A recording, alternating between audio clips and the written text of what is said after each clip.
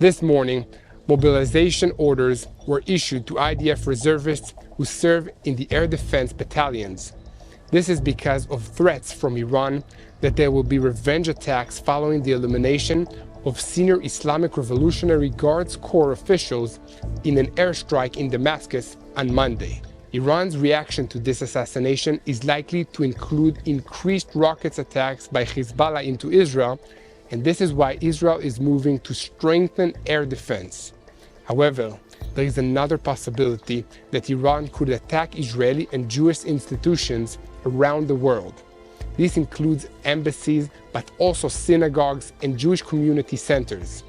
In the last few days, all the leaders of the Iranian resistance axis, from Hezbollah in Lebanon to the Houthis in Yemen, the Hamas leadership in Qatar, and everyone in between, made statements about carrying out attacks to avenge the assassinations of the Iranian leadership in Syria. But the truth is that the most capable terrorist operatives in all of these organizations have already been destroyed by Israel. These threats are a reflection of the fact that the terrorists are afraid that they could be next, so they're making big noises to try and reassure themselves and their supporters, and they hope it will also intimidate Israel. Obviously, we are not intimidated, but the next few days will be very tense as we wait to see what these groups will actually try to do.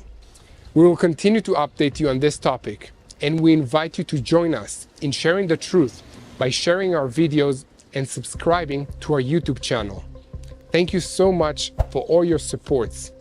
Any donation you make will go to creating more videos like this. Back to the news.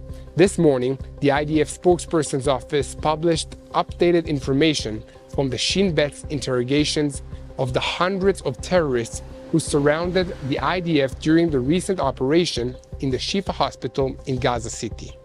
Among those who surrendered were senior field commanders from both Hamas and the Palestinian Islamic Jihad organization. These men have often spoken of their contempt for the IDF and their determination to, as they say, resist the occupation and so on.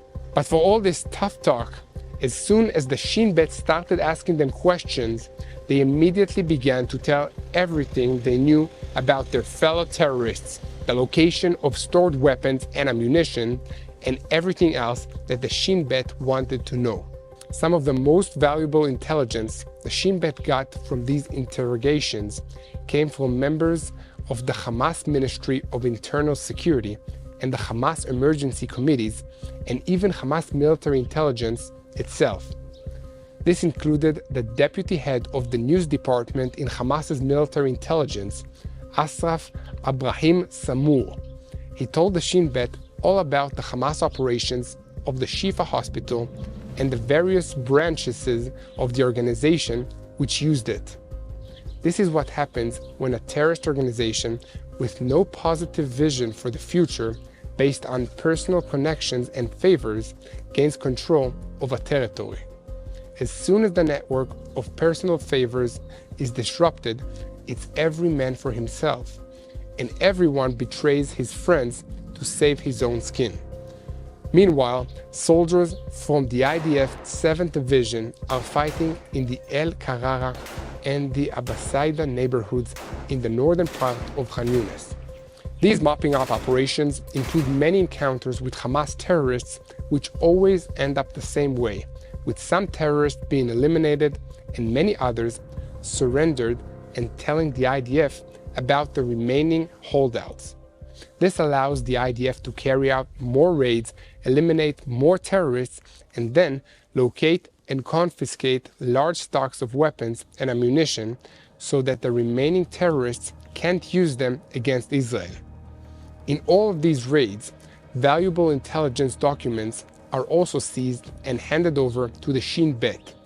We are learning a lot about Hamas and their Iranian sponsors from these documents, and we'll be sharing this information with our partners while also fighting terrorism. Once again, I will ask you to help us continue to spread the truth.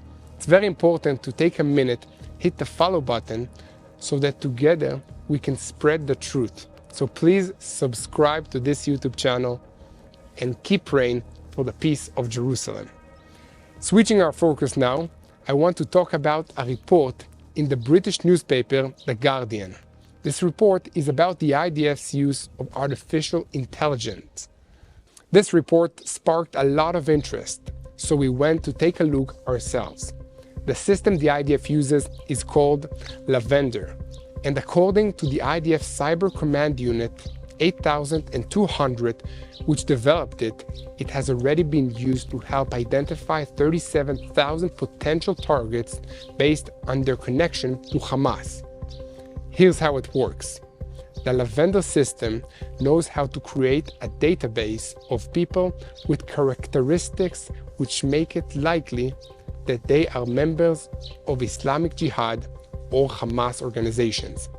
The sources we spoke to said that the processes have evaluated from random sampling of arrested terrorist suspects and cross-referencing them with the Lavender program predictions. This evaluation showed that the program had a 90% accuracy level. Following this, the IDF gave Unit 8200 approval for the widespread use of the program. According to The Guardian, they created a database of tens of thousands of people classified as low-level activists, mainly in the military wing of Hamas.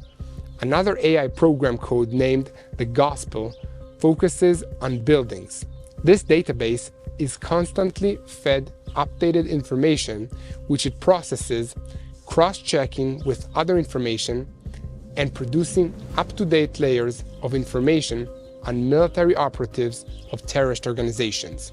Other news portals in the US have reported that the programs also use facial recognition software, which is based on technology from the Israeli company CoreSight, which at the beginning of the war helped hospitals in Israel identify victims of the Hamas surprise attack.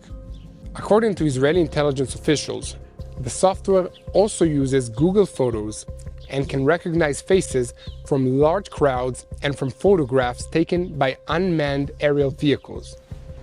Thank you so much for watching another report of Boots on the Ground about what is happening in Israel.